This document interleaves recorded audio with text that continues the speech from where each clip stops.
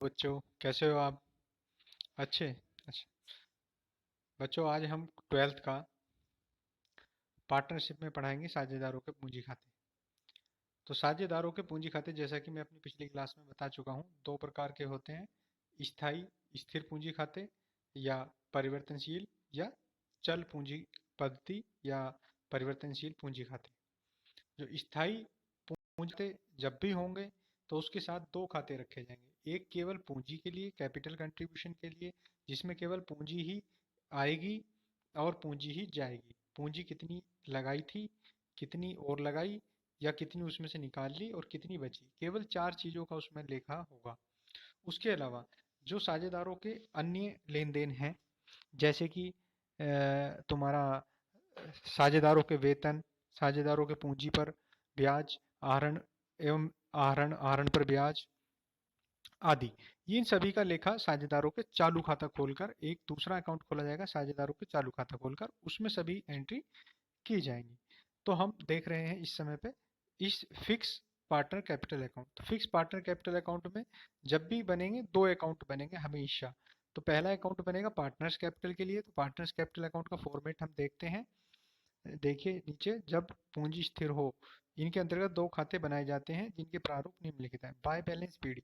Bye balance BD का मतलब opening balance, कितनी पूंजी पहले से थी। बाय कैश एडिशनल कैपिटल, कितनी अतिरिक्त पूंजी और लगाई। तो जो पूंजी थी और कितनी लगाई वो क्रेडिट साइड में लिखी जाएगी। टू कैश, टू कैश में कैपिटल विड्रॉइंग मतलब पूंजी में से पैसा निकाल लेना, ठीक है। और कितना बचा, क्रेडिट साइड का टोटल लगाएंगे, उसमें से डेबिट का माइनस करके जो बचेगा वो टू बैलेंस सीडी।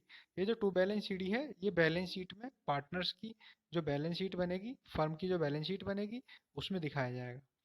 ठीक है बेटे। इसके बाद में इस जो पार्टनर्स का करंट अकाउंट कैसे बनेगा, पार्टनर्स के करंट अकाउंट के लिए आपको सबसे विशेष बात यह है कि पार्टनर्स का करंट अकाउंट का डेबिट बैलेंस भी हो सकता है और क्रेडिट बैलेंस भी हो सकता है।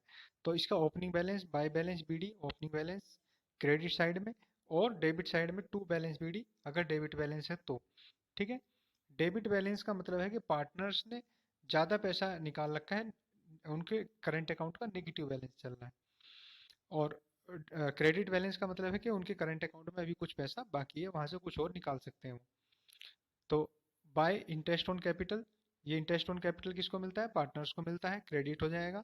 बाय सैलरी, जो पार्टनर्स को मिली वो क्रेडिट हो जाएगी। बाय कमीशन, जो पार्टनर्स को मिला वो क्रेडिट हो जाएगा। Bye profit and loss appropriation account, ये जो लाभ बट के आएगा profit and loss appropriation account से, वो लिखा जाएगा।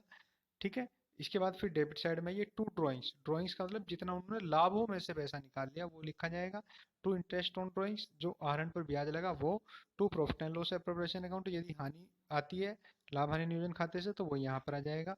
यदि दो पार्टनर हैं तो दो कॉलम खींच लिए जाएंगे अमाउंट के, और एक साथ ही दोनों का करंट अकाउंट बना दिया जाएगा। इसी तरह से पार्टनर्स कैपिटल के लिए भी, यदि दो पार्टनर हैं तो दो कॉलम खींच लिए जाएंगे। जैसे ए और बी दो पार्टनर हैं तो ए का एक कॉलम, बी का दूसरा कॉलम।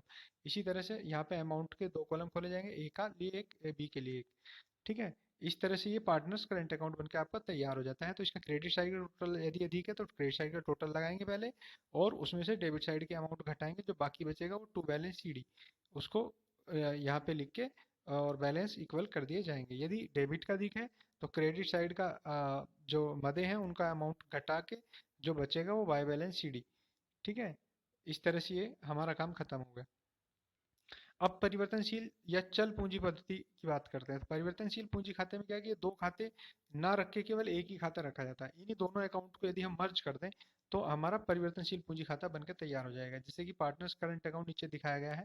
तो इस प्रारूप में सबसे पहले by balance BD, opening balance कितना था तो साझेदारों के पूंजी खाते का, यदि साझेदारों पूंजी खाते का डेबिट बैलेंस है तो बाय टू बैलेंस बीडी आ जाएगा। तो बाय कैश, जितना अतिरिक्त पूंजी लगाई वो by cash. By interest on drawings, interest on capital credit side में।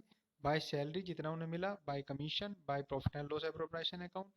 और इधर डेबिट साइड में टू ड्रॉइंग्स, जितना उन्होंने आहरण किया, टू इंटरेस्ट ऑन ड्रॉइंग्स, और to profit and loss appropriation account, जितना उनको हानि हुआ। और टू कैश या टू बैंक, जितना उन्होंने पूंजी में से पैसा निकाल लिया। टू बैलेंस सीडी, जितना बचा रह गया। यदि क्वेश्चन में ना तो बताया हो कि जानते हैं तो उनको हम परिवर्तनशील पूंजी खाते ही मानते हैं। इसके अलावा इसके अंदर गुडविल की ट्रीटमेंट भी आ सकती है। धीरे धीरे जो ट्रीटमेंट आएंगी वो अगले चैप्टर में हम पढ़ते जाएंगे।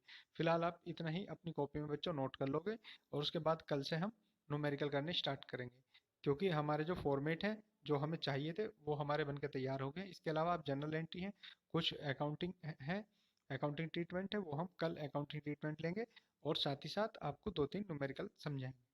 Okay, thank you.